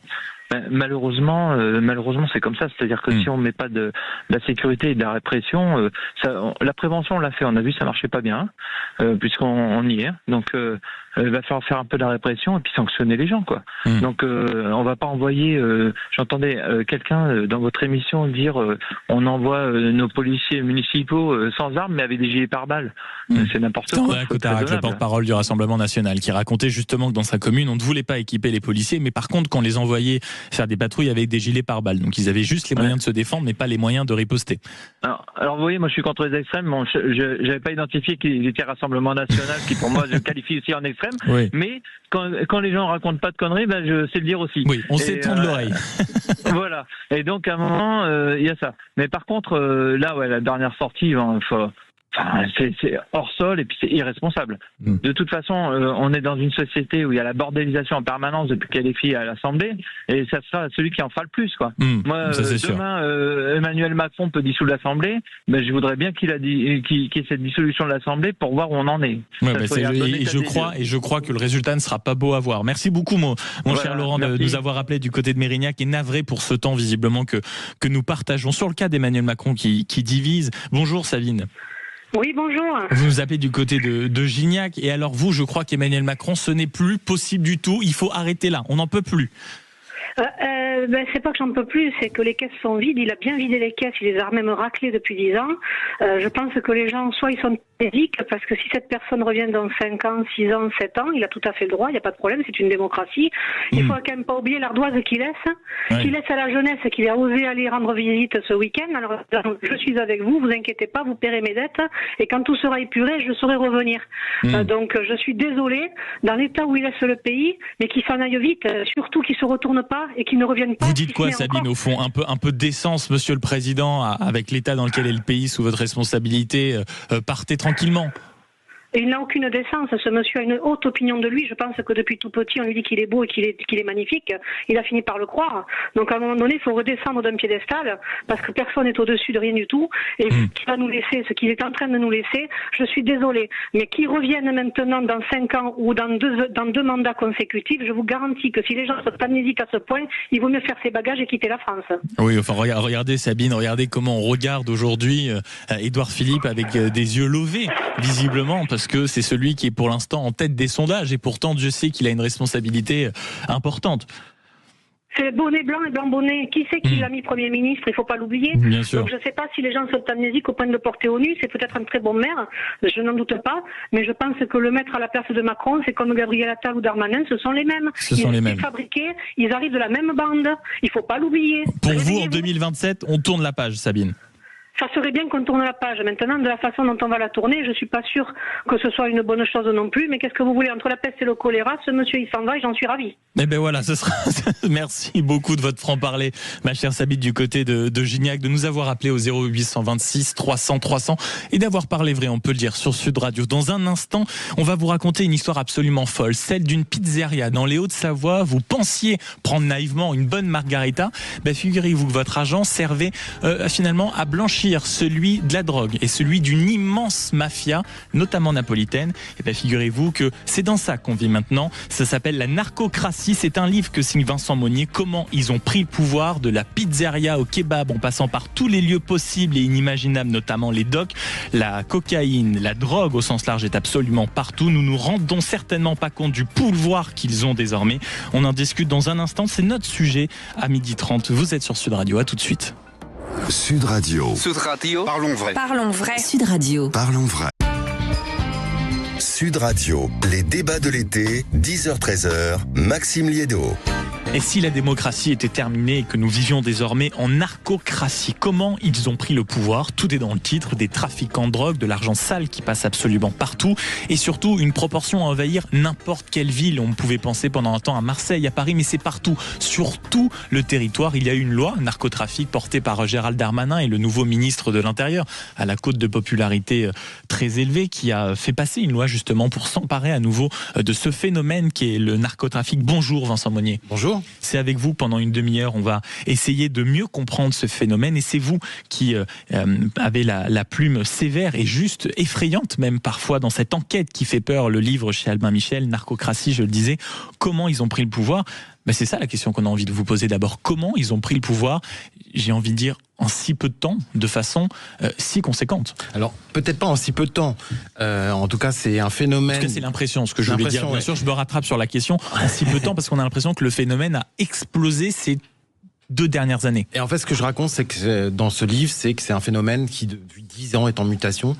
Depuis 10 ans, on assiste à la montée en puissance assez inexorable, il faut le dire, de groupes criminels spécialisés dans le narcotrafic sur toute l'Europe. Alors, est-ce qu'ils ont pris le pouvoir en France? Non, pas encore. Est-ce qu'ils ont un pouvoir? Certes, oui. Ça, on l'a vu notamment récemment avec l'épisode des attaques de prison ou d'agents pénitentiaires, dont le but était quand même de faire pression sur le pouvoir en place et de revenir sur la loi. Ce détenu qui s'est fait évader en lien avec le trafic de drogue. Voilà, effectivement, oui.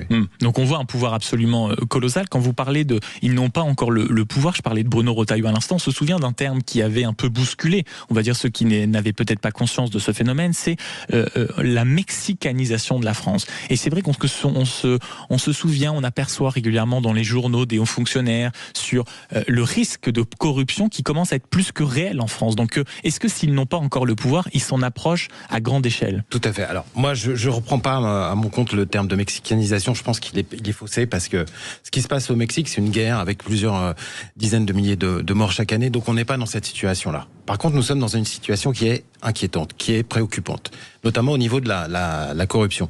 Ça, c'est un sujet de préoccupation depuis plusieurs mois des autorités.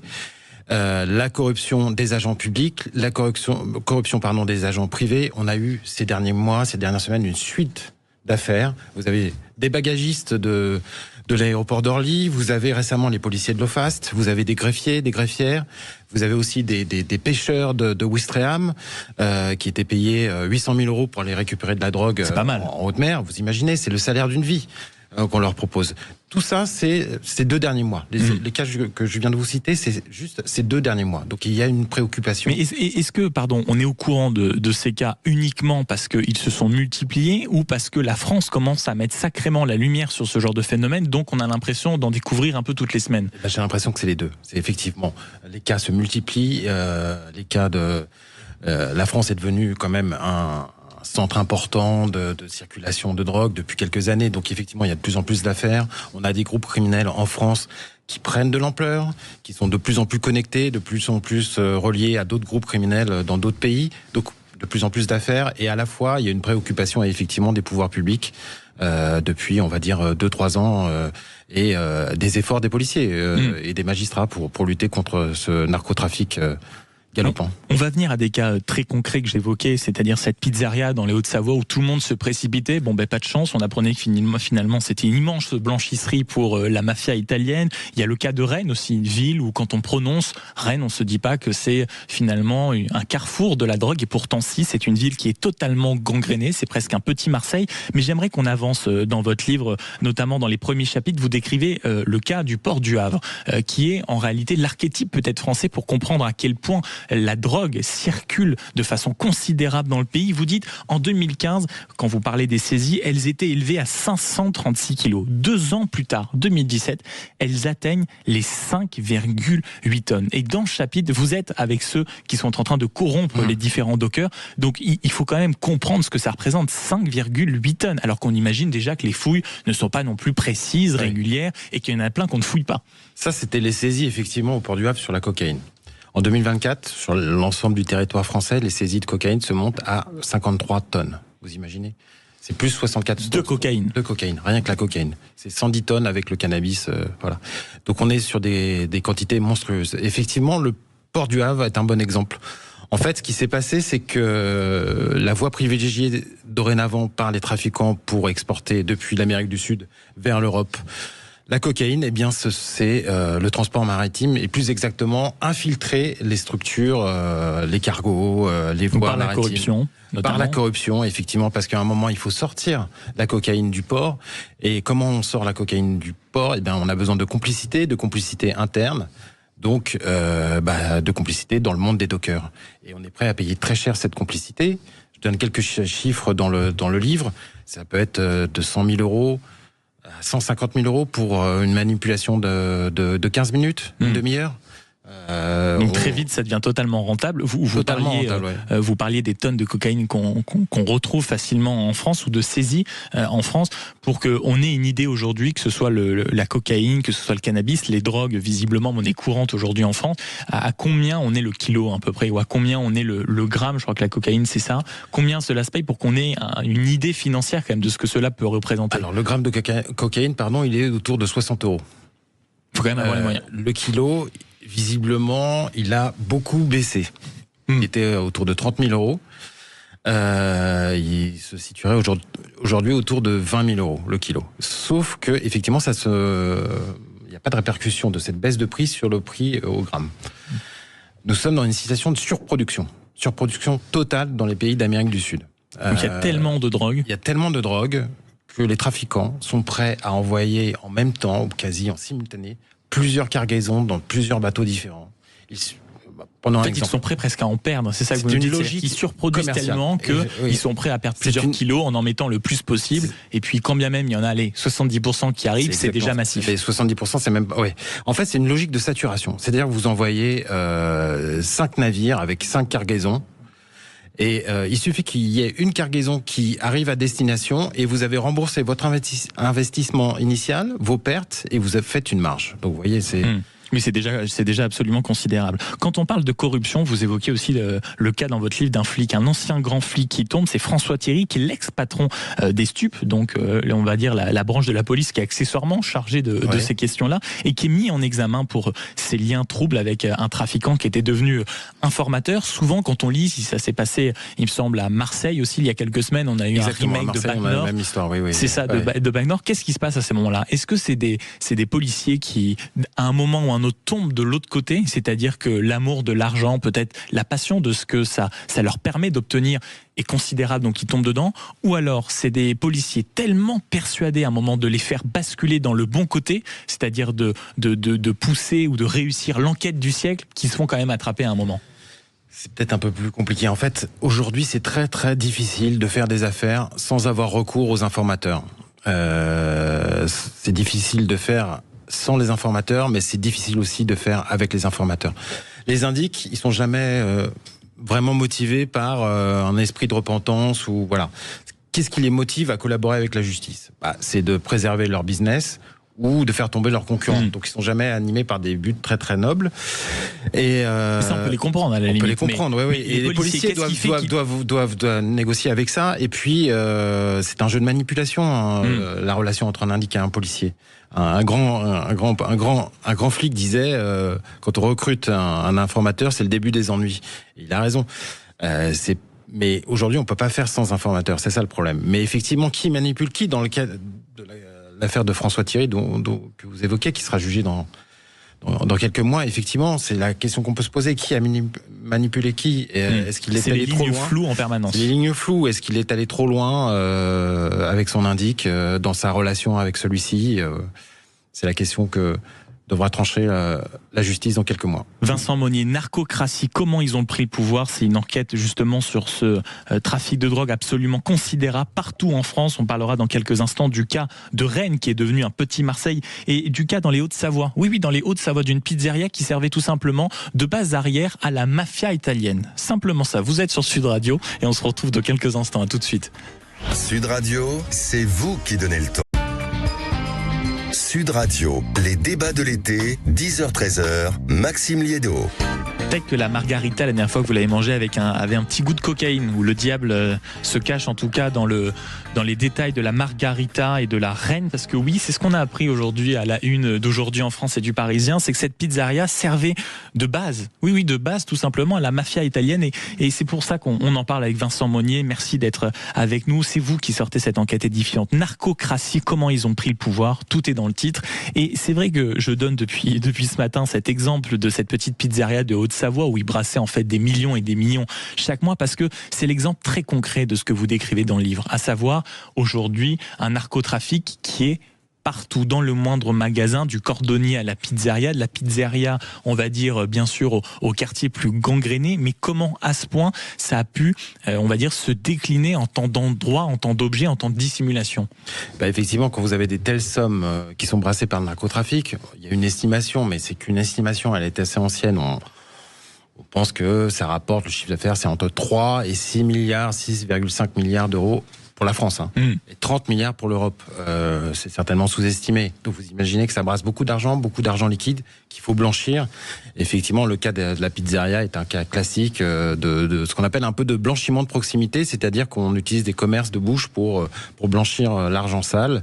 Ce cas est assez intéressant. Et en Haute-Savoie, jamais on se dit tiens, la Haute-Savoie, plaque tournante de la drogue. C'est ça qui est sidérant. Eh bien oui, et en fait, il y a 2 ans, je ne sais pas si vous vous souvenez, on avait déjà arrêté en France, du côté de Saint-Étienne, un pizzaiolo qui était aussi un des tueurs de cette même mafia calabraise, la Ndrangheta. Donc c'est une mafia qui est très discrète et qui est la mafia la plus puissante en fait d'Europe, très organisée et qui est présente dans beaucoup de pays, en Allemagne, en Belgique, aux Pays-Bas et visiblement aussi en France, et qui se sert un peu de certains commerces, de gens de la communauté calabraise pour blanchir son argent. Et dans les cas concrets aussi, on a appris ce week-end, c'était un article du JDD passionnant sur Rennes. Rennes, là aussi, on ne soupçonne pas d'être une plaque tournante de la drogue, et pourtant les chiffres sont édifiants. 35 points de deal officiellement, en tout cas un élu dit qu'on est quand même beaucoup plus proche de 50, avec une criminalité forcément qui est la conséquence de tout ça. En 2023, on comptait plus de 20 000, on va dire, petits crimes, larcins en tout genre. C'est une augmentation de près de 6%, avec des mairies, c'est le cas de celle de Rennes en tout cas, qui refusent en permanence d'augmenter les services de police. Vous avez tout à l'heure dans ces débats la question de la police, vous savez, avec l'idée faut-il les désarmer, faut-il laisser les caméras de surveillance? Vous, quel regard vous portez sur ce sujet quand vous voyez des élus, que ce soit locaux ou nationaux, peut-être critiquer un peu trop facilement la police, l'utilisation des caméras de surveillance? Est-ce qu'ils le font par, on va dire, par intérêt purement politicien, ou parce que où il y a un réel manque derrière de connaissance de ces sujets-là que vous décrivez parfaitement dans le livre, au point où il serait prêt à tout balayer? Écoutez, je pense qu'il y a quelques années, on pouvait dire qu'il y avait un manque de connaissances. C'était pas un sujet qui faisait la une tous les jours. Aujourd'hui, c'est difficile de dire qu'on ne connaît pas la menace que représente le narcotrafic sur nos pays, sur nos démocraties. Et quand vous avez un rapport de la Cour des comptes qui indique que 8 villes sur 10 en France sont concernées par le narcotrafic, ça pose quand même l'ampleur du problème. Alors effectivement, moi je ne sais pas s'il faut désarmer, armer la police municipale, en tout cas. Même sur les caméras de surveillance. Sur les caméras de surveillance, malheureusement. Oui. J'imagine que du côté de Rennes, elles ont été utiles pour démanteler certains groupes. Rennes, c'est une situation qui perdure depuis plusieurs années, et effectivement, malgré tous les efforts policiers, eh bien, ils ont les plus grands mal à démanteler ces structures, à démanteler ces réseaux. Vous avez des situations identiques dans beaucoup de villes de France, Besançon, je vais pas tous les citer, Nantes, Bordeaux, Havre, Grenoble, Le Havre, Toulouse. Vous avez vraiment une cartographie très inquiétante de ces trafics et de ces villes qui sont confrontées, même beaucoup en Bretagne, même du côté de villes comme Vannes ou d'autres dans le Morbihan. Vous avez vraiment Des points de deal qui se... Pardon ? C'est vraiment tentaculaire. C'est assez tentaculaire, oui, effectivement. Et tentaculaire au niveau local, au niveau national, européen, vous le disiez, mais quand on lit votre livre, c'est assez stupéfiant, c'est le cas de le dire, de le remarquer, c'est à quel point c'est aussi international. Vous parlez de Dubaï, vous parlez du Maroc, vous parlez d'Amsterdam et Dubaï, il y a carrément, vous le décrivez parfaitement dans un chapitre où vous décrivez Dubaï comme un petit paradis, le fils de l'émir qui à un moment prend des parts en fait dans certaines sociétés dont la production c'est clairement le trafic de drogue. Effectivement, oui, il a investi dans une société qui était avant détenue par un des plus gros trafiquants de drogue italiens. Effectivement. Oui, en fait c'est ça là, ce qui est important. Je crois qu'il faut. On a une vision peut-être un peu faussée du trafic de cocaïne. On imagine que c'est des points de deal, des caïds qui se font la guerre. Et bien en fait, ça existe, c'est vrai, mais il n'y a pas que ça. Il y a une dimension internationale qui a pris une ampleur absolument conséquente ces dernières années. Tous ces groupes sont connectés les uns aux autres. Ils ne se font pas seulement, ils se font la guerre quelquefois, des guerres de territoire, des guerres par rapport à des poussettes, des entourloupes, mais ils collaborent aussi en fait. C'est une vraie activité économique. Et c'est organisé en réseau. Vous avez des réseaux de tueurs, des réseaux logistiques, des réseaux de blanchiment, et tout ça fonctionne en réseau.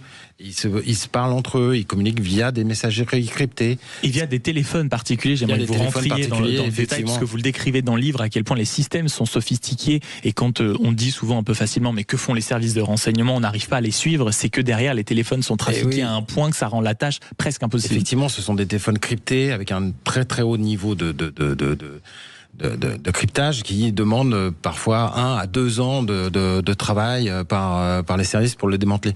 Pour revenir sur Dubaï, dans toute cette galaxie, en fait, Dubaï aujourd'hui, il y a un policier qui utilisait une métaphore que j'aime bien. Il disait c'est l'île de la tortue, c'est-à-dire que c'est là où se rassemblent tous les pirates aujourd'hui. C'est à la fois un lieu où ils viennent dépenser leur argent. Effectivement, quand vous avez des belles voitures à Dubaï, ça se voit moins qu'ailleurs. Vous pouvez claquer assez facilement. Ils sont assez peu regardants sur l'origine de l'argent. C'est sur l'argent général. Sur l'argent. Et c'est aussi un lieu où on est un peu protégé des extraditions. Et c'est aussi une place de marché, en fait. C'est-à-dire que c'est un lieu où on se fait beaucoup de contacts. Vous avez des Sud-Américains aujourd'hui qui sont présents à Dubaï. Vous avez des Européens. Racontez ça justement sur la connexion ou sur le carrefour que représente Dubaï, parce que vous racontez les coulisses d'un mariage où en réalité tout ça se fait évidemment de manière faste. Mais vous avez dans ce lieu tous les plus grands trafiquants du monde. Effectivement, en fait, ça ressemble beaucoup à la scène inaugurale du parrain. C'est-à-dire que vous avez un mariage d'un Irlandais qui s'appelle Daniel Kinahan, qui est un des plus gros trafiquants européens. Et parmi la liste des invités, vous avez c'est les policiers de la DEA, donc l'agence antidrogue américaine, qui se sont aperçus, qui avaient un peu infiltré ce mariage, qui se sont aperçus qu'il y avait les 5 plus gros trafiquants européens présents à ce mariage. Donc c'était pas tant un mariage qu'un conseil d'administration de ce qu'ils ont appelé le super cartel. Donc c'est une sorte d'association de plusieurs trafiquants entre eux pour travailler ensemble. Ils gardent leur réseau, ils gardent leurs hommes, mais ils font des alliances ponctuelles, mais effectivement qui leur donnent une capacité de négociation par rapport aux trafiquants sud-américains, qui leur donnent une logistique folle et des moyens de blanchiment mis en commun. Narcocratie, comment ils ont pris le pouvoir, c'est signé Vincent Monnier qui était notre invité. Merci beaucoup, et l'enquête est à retrouver aux éditions Albin Michel, l'enquête qui fait peur et même indiquée sur le bandeau pour nous avoir expliqué, merci encore, justement à quel point le narcotrafic est absolument présent à toutes les échelles et à tous les niveaux. Et encore une petite pensée pour ceux qui pensaient naïvement aller déguster une pizza et qui se rendaient compte qu'ils étaient en réalité des complices de la mafia italienne. Merci beaucoup Vincent Monnier d'avoir été mon invité. Nous on se retrouve demain dans ce studio à la même heure, au même endroit. Et si vous intéressé au Tour de France, 17h, 19h, Les Vraies Voix animées par Frédéric Brindel, spécial Tour de France où vous pourrez notamment entendre Christian Prudhomme et Pascal Chanteur, qui est le consultant Sud Radio de l'événement. Vous savez donc où il faut avoir l'oreille cet été, c'est évidemment sur Sud Radio.